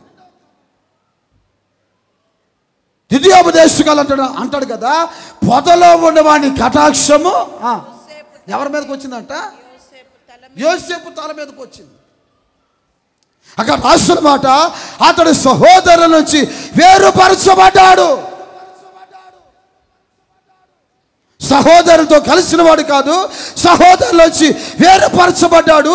నీతి న్యాయములు ఎలా ఉంటున్నాయో దాని ప్రకారంగా నడుస్తున్నాడు. తన సహోదరులతో కలిసిన వాడు కాదు, గుమ్మక్కైన వాడు కాదు. ఎప్పుడు చూసినా యోసేపు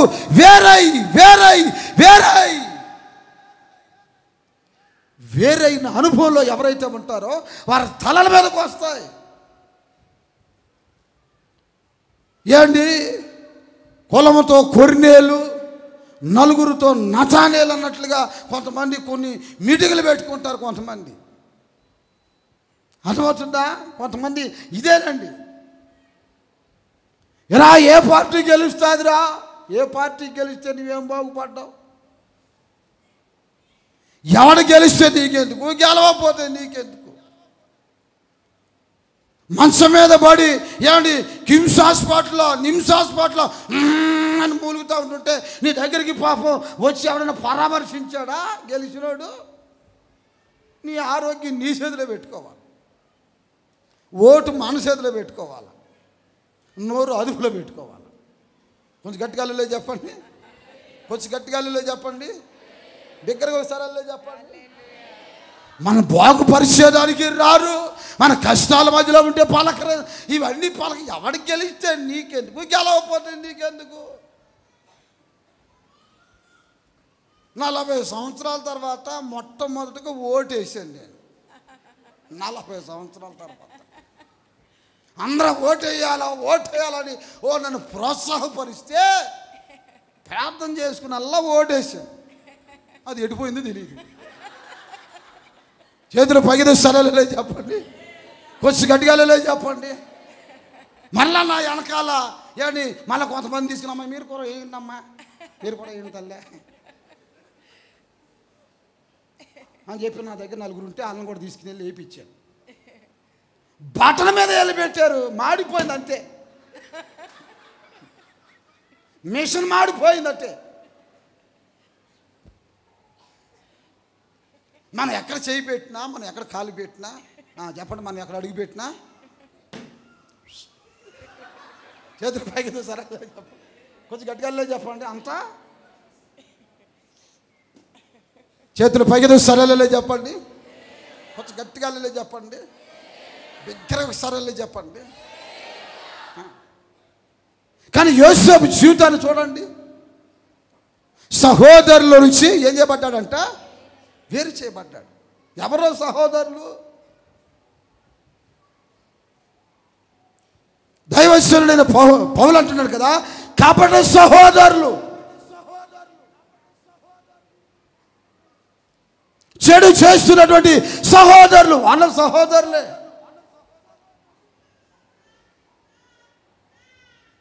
నూట 133వ కీర్తన అంటాడు కదా, సహోదరులు ఐక్యత కలిగి ఉండుట ఎంత మనోహరం. అది అహరోను తల మీద పోయబడిన ఏంటది? ఏంటి చెప్పండి, ఏంటండి అది? పరిమళ తైలం. ఒక అహరోను నిలబెట్టి ఏమండి, అహరోనికి సహోదరుల గురించి రాశాడు. సహోదరులు అందరూ కలిసి ఈ అహరోను తోటి ఐక్యత కలిగి ఉండండిరా. చేతుల పైకి సలలే చెప్పండి, కొంచెం గట్టిగా అలలే చెప్పండి.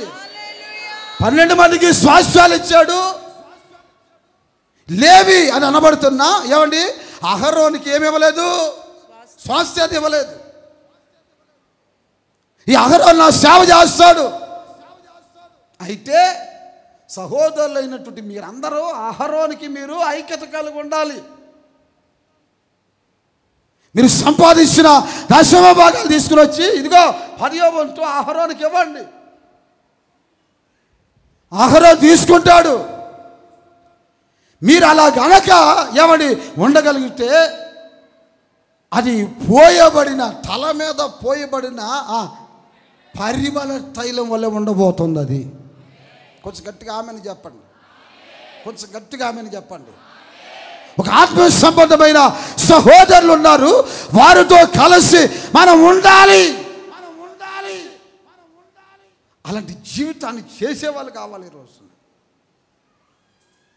మనం కపట సహోదరుల దగ్గర, మన కీడును కోరే వాళ్ళ దగ్గర, లోకాన్ని అపేక్షించే వాళ్ళ దగ్గర, లోకంతో పెన వేసుకునే వాళ్ళ దగ్గర, వాళ్ళతో కాదు మనం ఉండవలసింది.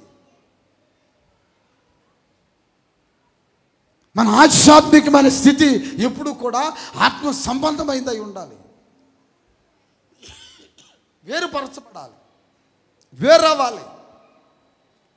చీకటిలో నుంచి వెలుగు ఎలా వేరవుతుందో అలా మనం వేరుపరచబడాలి. విగ్రహాల నుంచి మనం ఎలా వేరుపరచబడాలో అలా వేరుపరచబడి ఒక ప్రత్యేకమైనటువంటి జనముగా మార్చబడాలి. పేతురు అంటాడు కదా తన మొదటి ప్రసంగంలో, మూర్ఖులైనా చెప్పండి ఈ తరం వారి నుండి మీరు ఏమవ్వాలి? మీరు వేరై ఏం పొందాలంట? రక్షణ పొందండి.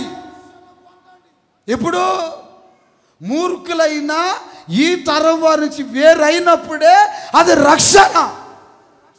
వేరు కాకుండా ఉన్నంత వరకు అది రక్షణ ఎందుకు అవుతుంది?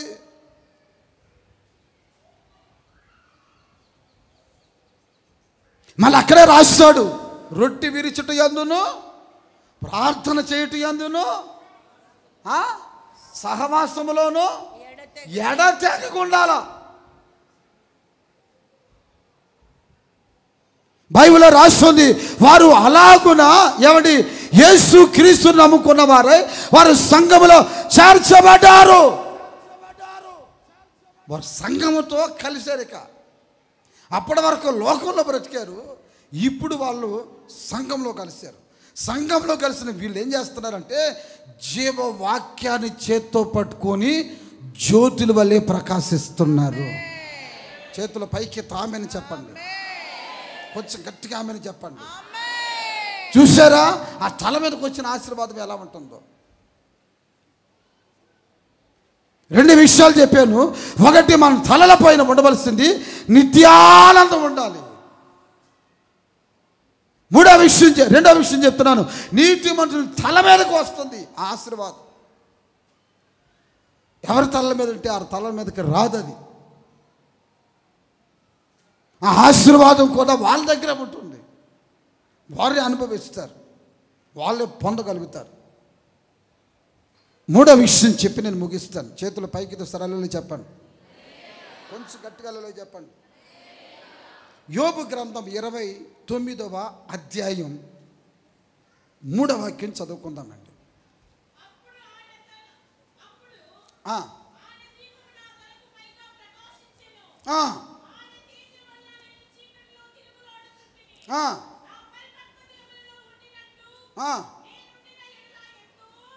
చేతుల పైకి ఎత్తి గట్టిగా సరళ చెప్పండి.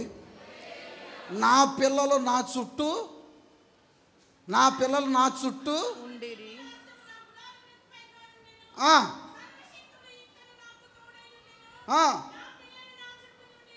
చేతుల పైకి సరళలు చెప్పండి. మళ్ళా చదవక్క దాన్ని. సర్వశక్తిమంతుడు నాకు తోడై ఉన్నాడు.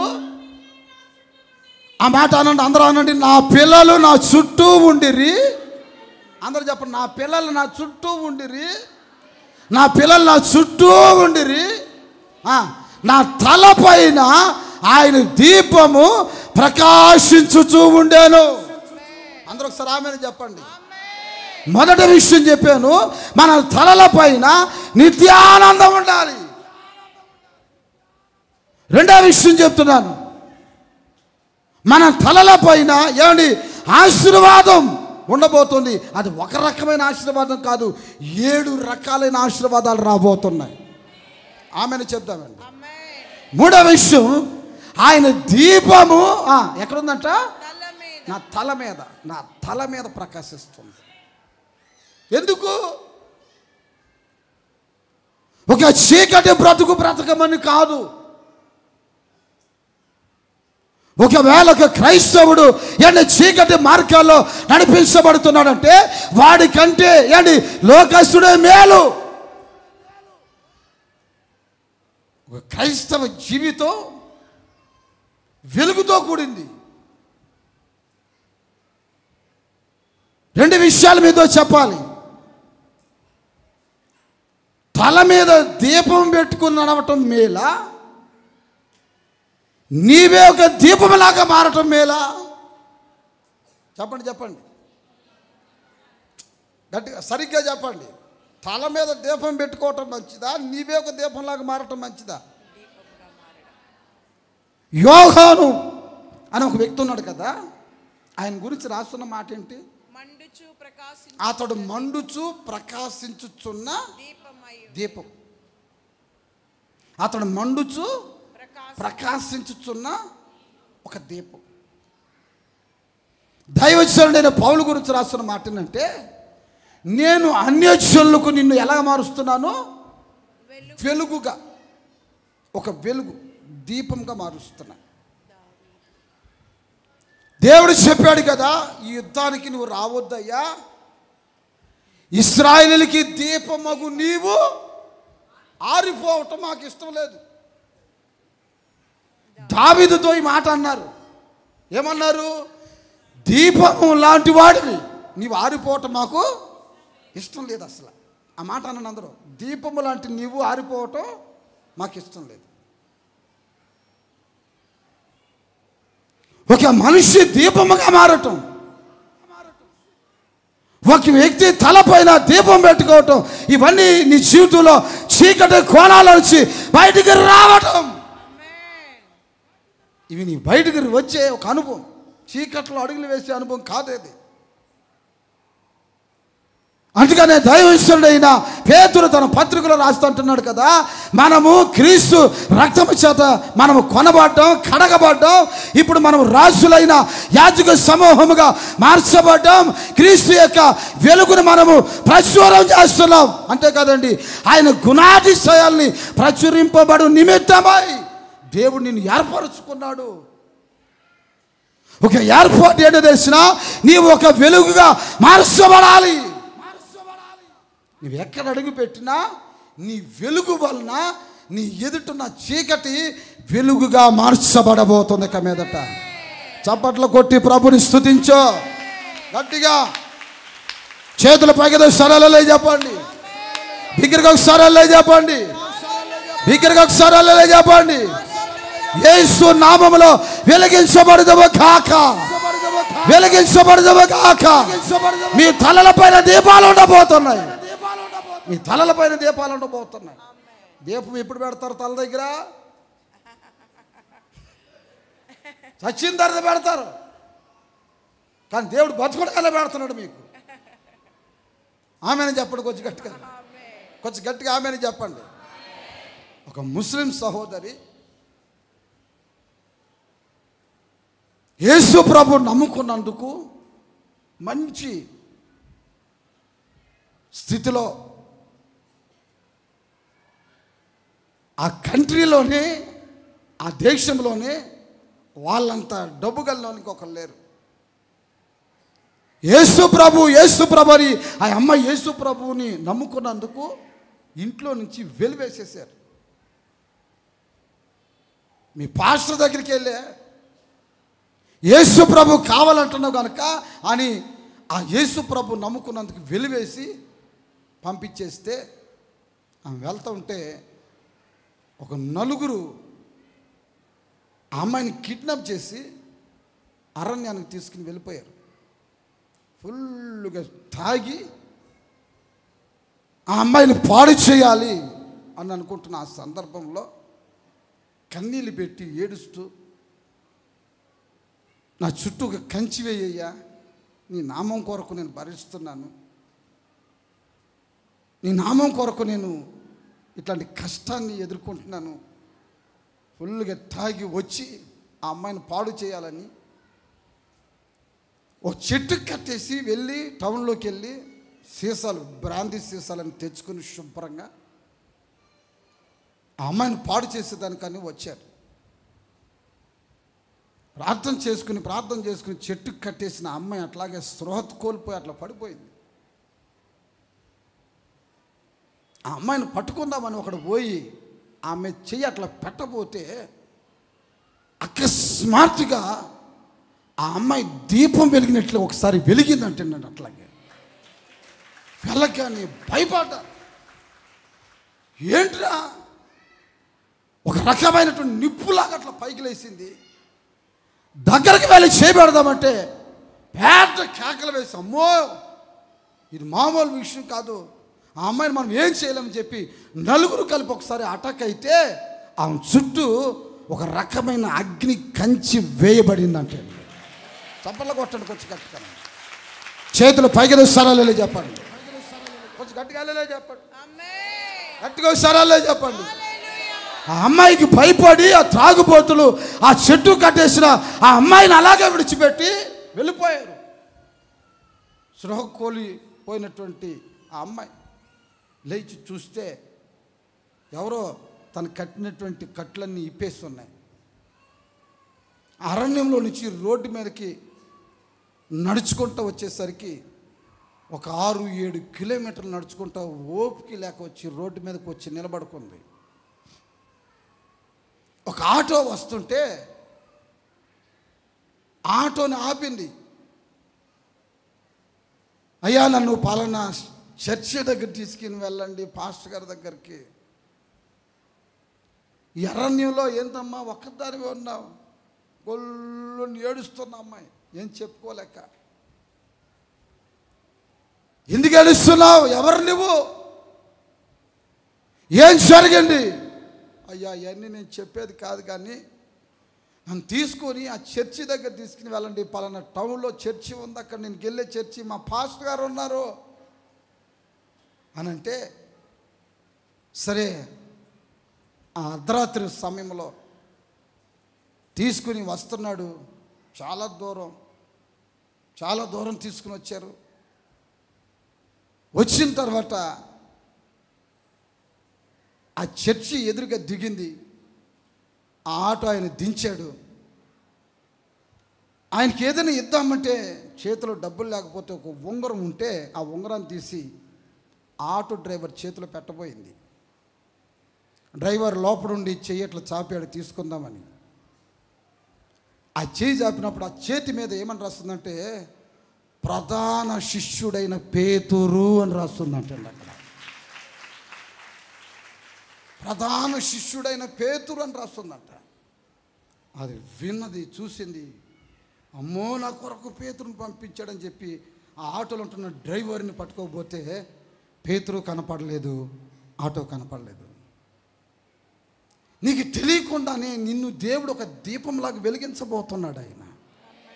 మీకు అర్థం కావట్లేదు. నిన్ను బట్టి ఒక రోజున ప్రపంచమే వెలగబోతుంది, ఒక రోజు కుటుంబమే వెలగబోతుంది, ఒక రోజు సంఘమే వెలిగించబడబోతుంది, ఒక రోజు కాలేజీ వెలిగించబడబోతుంది, ఒక రోజు నీ ఉంటున్న ప్రాంతం యేసు నామములో వెలిగించబడును గాక, వెలిగించబడును గాక. అదిగో వెలిగించబడు. నీ తలలపైన ఆయన దీపాన్ని ఉంచుతున్నాడు. నువ్వు ఎక్కడ అడుగు పెడుతున్నా ఆ వెలుగు అడుగు పెట్టిన ప్రతి స్థలం ఆ చీకటి వెలుగుగా మార్చబడును గాక, మార్చబడును గాక. ఆమేన్ చెప్పండి. మీ తలలపైన ఆయన ఒక ఆశీర్వాదాన్ని ఉంచబోతున్నాడు. అది ఏంటో తెలిసిన, ఆయన వెలిగిస్తున్న ఆయన దీపం నీ తలల మీద ఉండబోతుంది. ఎక్క మీదటండి. దావీదు తన కీర్తనలు అంటున్నాడు కదా, నీవు వెలిగించిన దీపం చెప్పండి ఆరిపోదు. నీ సహాయం వలన నేను ప్రాకారాల్ని దాటగలుగుతున్నాను, సర్వ సైన్యాన్ని జయించగలుగుతున్నాను నేను. అందరూ ఆమెను చెప్దామా? గట్టిగా ఒకసారి ఆమెను చెప్దామా? బిగ్గరగా ఒకసారి ఆమెను చెప్దామా? ఒక రోజు రాబోతోంది, రెప్పపాటులో, ఒక క్షణాల్లో ఒక మార్పు కలగబోతుంది మీలో ఉన్నట్లుగా ఉండి ఇక్కడ కూర్చున్న కొంతమందికి ఏంటి రెక్కలు రాబోతున్నాయి. ఒక్కొక్కరు రెక్కలు వచ్చి ఆకాశ వీధుల్లోనికి మీరు ఎగురుతున్నారు. అక్కడ స్వర్గం అదిగోండి మనం వెలుగుతున్నటువంటి దీపాలతో నిండిపోతుంది ఒక రోజు అండి. చేతుల పైకెత్తి ఒకసారి ఆమెను చెప్పండి. పరలోకంలో ఒక్కొక్కరు దీపాలుగా వెలిగించబడబోతున్నారు.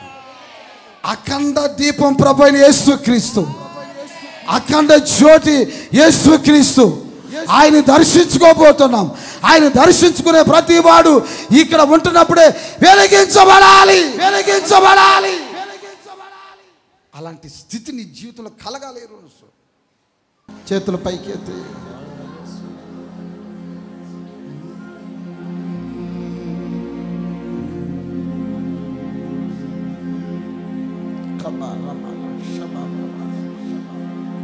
Dibala kabarabala shabarabala dibababala shabarabala.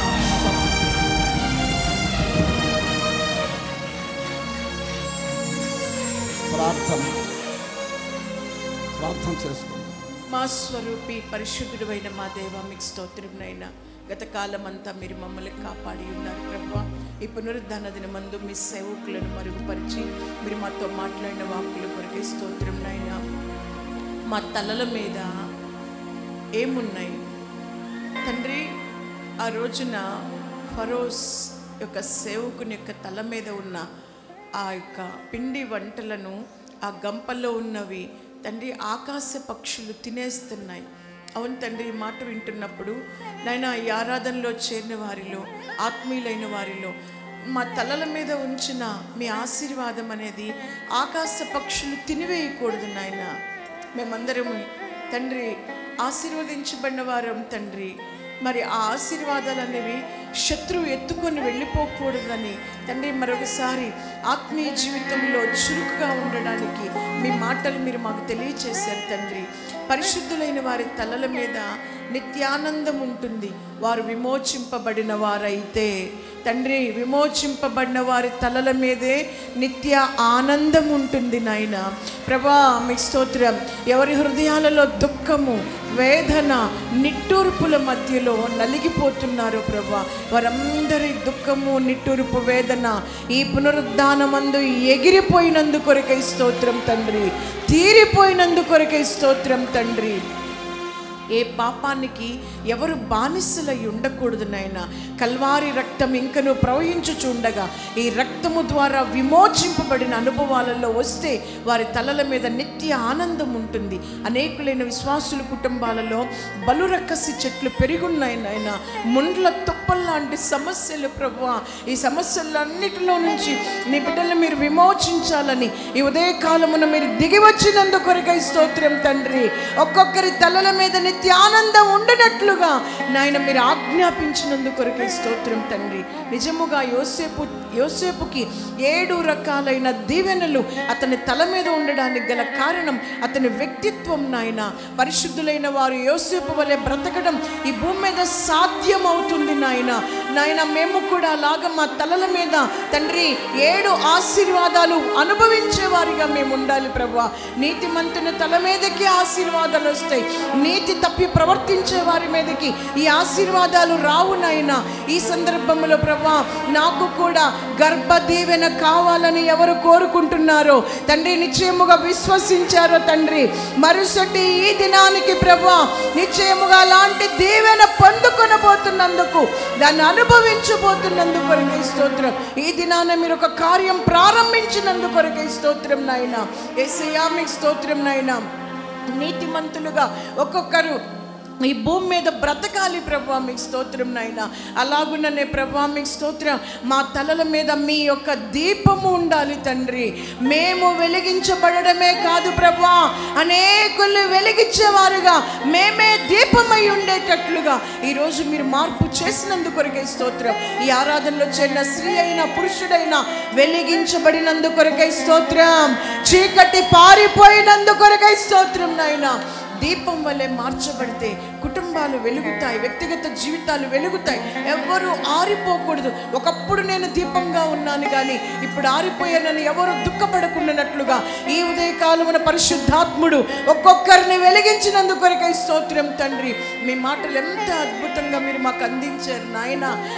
ఈ 3 ఆశీర్వాదాలు మా తలల మీద మేము పెట్టుకున్న వారమై అనుభవించేటట్లుగా వ్యక్తిగత జీవితంలో క్రియ జరిగించండి ప్రభువా, మీకు స్తోత్రం స్తోత్రం ప్రభు. ఒక్కొక్కరి వినికిడిలో మీ మాటలు నూరంతలుగా ఫలించునుగాక, ఫలభరిత మగునుగాక, ఈ రోజు నుంచే కార్యములు ప్రారంభం మగునుగాక.